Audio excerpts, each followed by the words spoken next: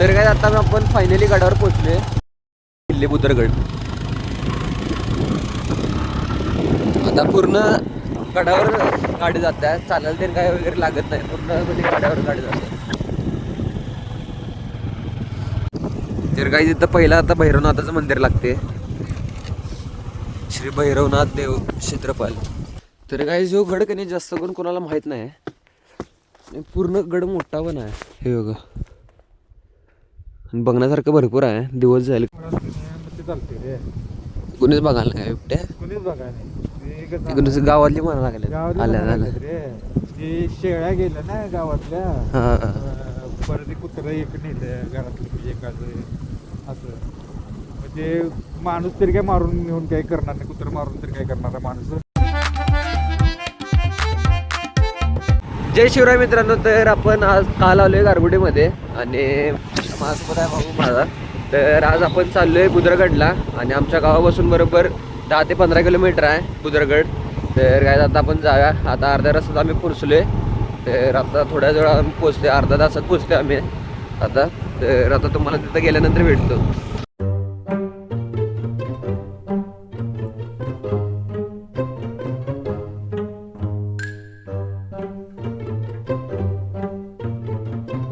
तर काय आता आपण फायनली गडावर पोहोचलोय. तुम्हाला दाखवतो किल्ले बुद्रगड.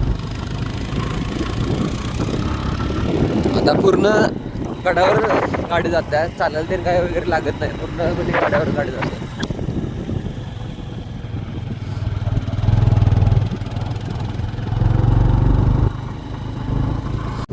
तर काही तिथं पहिला आता भैरवनाथाचं मंदिर लागते, श्री भैरवनाथ देव क्षेत्रपाल. आणि आता इथे दुकानं वगैरे आहेत. तुम्हाला आता आज जाऊन दाखवतो. श्री भैरवनाथाचं मंदिर आहे, तुम्हाला आता आज जाऊन दाखवतो.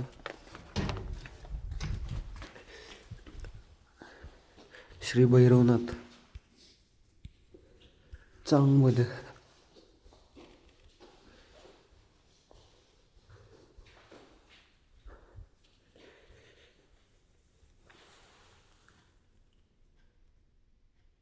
तर काय आता मंदिराच्या बाहेर लहान पोरांसाठी इथे खेळायला आहे.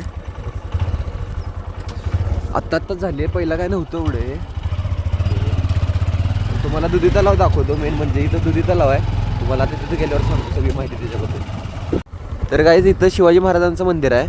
इकडं पुढं दुधी तलाव आहे पहिला, आणि इकडे शिवाजी महाराजांचं मंदिर आहे. काय तुम्हाला आता पुढे गेल्यावर दाखवतो. आणि इथं बुद्रगड निसर्ग माहिती केंद्र आहे. पण आत्ता किल्ले बुद्रगड. आणि अरे आहेत बोट आहेत. तर काय आता बोटिंग इथं सुरू केल्या. अगोदर काय नव्हतं बोटिंग वगैरे. आणि हे दुधी तलाव आहे, त्याला दुधी तलाव म्हणतात. ते 3 बोटे आहेत आणि तिकडे पण 2 बोटे आहेत. तर काय ज्या तलावाला दुधी तलाव म्हणतात कारण हे तलाव दुधासारखं दिसते.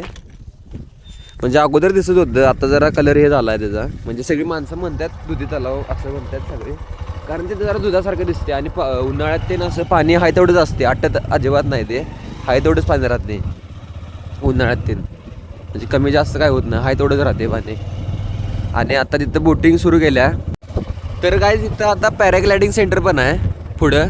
ते आता सगळं झालं. अगोदर काय नव्हतं, बोटिंग पण नव्हतं आणि ते ग्लायडिंग सेंटर पण नव्हतं, पॅराग्लायडिंग. मला जाऊन दाखवतो. इथं काय नसणार आहे कारण आदल्या दिवशी तिथं बुकिंग करायला लागते. आणि काल बुकिंग केलं तर आज तुम्हाला भेटणार तुम्हाला पॅराग्लायडिंग करायला. तिथं माणसं उभारले तिथं आहे ते. आणि तिथं नसणार आहे पॅराशूट मला वाटतं. असलं तर तुम्हाला दाखवतो. तर काय आता दुधी तलावाच्या बाजूला का नाही इकडं महादेवांचं मंदिर आहे.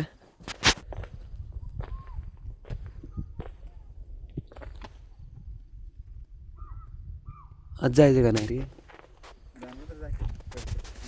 काय नसते ना आज, कारण लाईट पण नाही इथं आज जाण्यासाठी.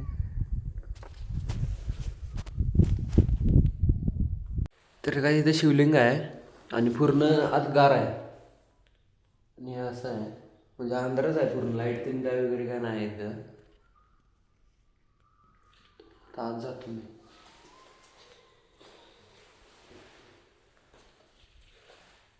काही इथं भरपूर छोटे छोटे मंदिर आहेत. इकडे एक मंदिर आहे आणि त्या बाजूला पण एक मंदिर आहे आणि भरपूर मंदिर आहे, टोकाला मंदिर आहेत. एक दिवस पाहिजे अखंड तिकडं चिलखती बुरुज म्हणून आहे. तर काय आता ते चिलकती बुरुज म्हणून आहे, ते मंदिर नाही आहे, बघण्यासारखं आहे ते. आता पाहून ते गावानं झाली आहे कुठं, तुम्हाला काय आता वर जाऊन दाखवतो.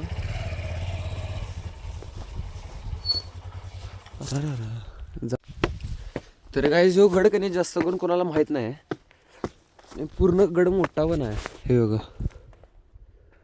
आणि बघण्यासारखं भरपूर आहे. दिवस जाईल खरं ही सापडणं झाली आहे ते आम्हाला चिलकती बुरुज म्हणून. या साईडला कुठेतरी आहे खरं ते सापडणं झाले. काय जीव बघा. आणि खाली आज थोडे गाव पण आहेत छोटे छोटे. इथनं सुरू होते गाव ते इथं सपते, एवढंच आहे गाव.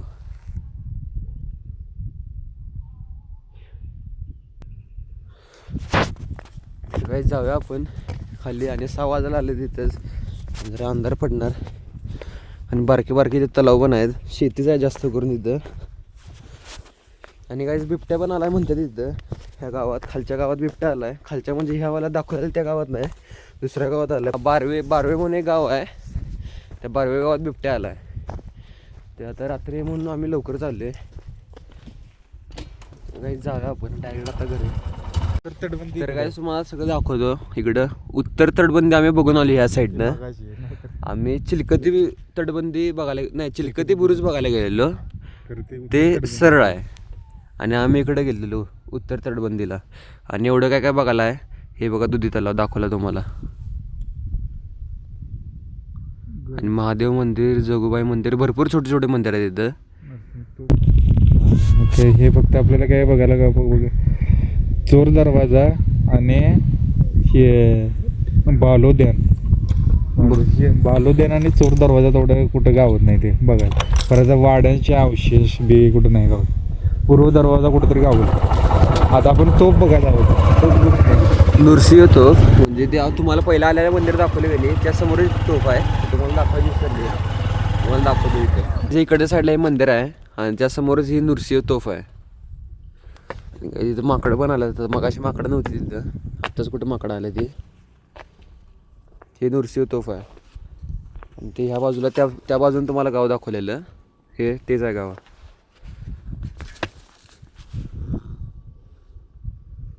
चिडा लागली माकड. तर काय आता जाऊया आपण, अंधार होत आलाय. इकडे सगळं आता गावाचा व्ह्यू दिसायला लागलाय. आता गारगुडीत ना आता कुठं आहे काय माहित. ते चालते रे, कुणीच बघायला नाही बिबट्या, कुणीच बघायला तिकडे गावातली म्हणा लागले रे. ते शेळ्या गेल्या ना गावातल्या, परत ते कुत्रं एक नेलं घरातलं म्हणजे एकाचं असं. म्हणजे माणूस तरी काय मारून नेऊन काही करणार नाही, कुत्रं मारून तरी काय करणार आहे माणूस. बिबट्यावरच नाव तेच रे. काही थंड्या कशी वाढल्या, संध्याकाळी असं होईल तसं थंडी वाढायला लागल्या. आणि माग ह्यो गड आहे. पूर्ण सगळे जंगलाचाच एरिया आहे. आता एवढा रोड लागतोय, परत एक गाव लागते, परत असाच रोड लागतोय, परत एक गाव लागते. असे बारके गाव 2-3 गावं लागतात जाताना खाली गारगुडी जाताना. कधी काय पडेल सांगता येत नाही.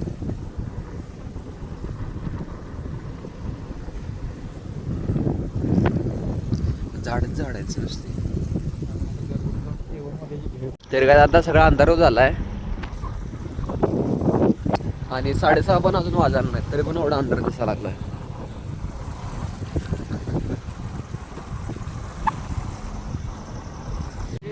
काय आता आम्ही ते A1 भेळ खायला आलेलो. आता गारगुडीत आम्ही पोचले. इकडे मागं पण सगळे कस्टमर आहेत. आणि त्यांना म्हणलं एक भेळ द्या, ते म्हणले अजून अर्धा तास लागणार. लय गर्दी असते यांचं इथं A1 भेळच्या इथं, त्यांना फेमस पण आहे इथली भेळ. एकटेच म्हणत होता काम करते इथं. आता आलो आम्ही गडावरनं जाऊन. आणि दीदीनं आता योगा लप्पा लागल्या, तर तिनं जेवण बनवलं आज. तुझं आता पाय पण ऑपरेशन केले, पायाचं गुडघ्याचं ऑपरेशन केले. आणि गाजरचा हलवा, छोले, डाळीची आमटी, फ्रूटखंड, पुऱ्या, भात, पापड आणि शेंगदाणे चटणी एवढं बनवले. ऑपरेशन करून सुद्धा माझ्यासाठी बनवले म्हणत्या. आणि गुरुवार आहे असं मेन म्हणजे आज. तर काय जेव्हा आणि कसं झाले चांगलं झालं असणार. कसं करतेस तू लपलीस का? तर गाईज जेव्हा आता आपण तर गाईज आता जेवण तेन झाले. आणि काल आई झोपलेली आहे लवकर म्हणजे 11:15 वाजलेले त्यावेळी काल. तर थंडी पण लय आहे त्यामुळे आईचं बघा थोडं मोठं आहे अंगावरचं पूर्ण असं गादीच घेतल्या. तर गाईज आणि सकाळी ह्याला पण जाऊन आलो गडावर. आणि बोटिंगचं तिथं 100 रुपये आहे आणि पॅराग्लायडिंगचं 3500 रुपये तिकीट आहे एवढं. आणि जेवण पण जेवलो आता. तर काहीच उद्या रेणुकाचं पडळ्या भरायच्या आहेत.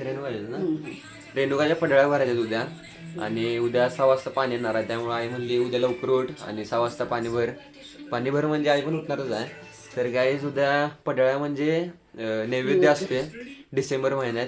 आणि आम्ही काल परवाच काय ते सौंदतीला जाऊन आलो. आणि आई काही आलं नाही कारण आईला काय चालायलाही होत नाही आता यावर. आणि जून महिन्यात आई गेलेलीच त्यावेळी आणि आम्ही डिसेंबर महिन्यात गेलेलो. तर काहीच का आई आमच्यासोबत काय आलं नाही. तर वर्षातनं आई एकदा जाते आणि सगळेजण आम्ही एकदा जातोय. आणि ह्यावेळी मी मामासोबत गेलेलो. तर काहीच उद्या आता नैवेद्य पण भरायचं असते पडळ्याच म्हणतात त्याला. तर उद्या भरायच्या आंबील ते नसते उद्या. आणि किती वाजता 12 वाजता म्हणजे दुपारीच ते जेवताना. आणि उद्या करायचं आई उद्या करणार आहे. आईला काय असं जेवण ते होत नाही सारखं. आणि आई उद्या काही नाही असं हौशीनं करते सगळं काय माहित कुठनं असं तंदुरुस्त होतं त्यावेळी. कसं होतेस ते कसं कुठलं त्यावेळेस देवाचं असले की नाही लगेच असं म्हणजे जोश येते की नाही आईला जेवण बिवण काय पण बनवते आहे काय देवाचं असलं तर आहे काय. आणि बघा ऐन वेळी काय होत नाही आईला. तर काय आजसाठी बघते एवढंच ब्लॉग आता मी इथंच एंड करतो. तर आजसाठी बघते एवढंच. तर आता आपण भेटूया पुढच्या ब्लॉगमध्ये. तर बाय गाईज.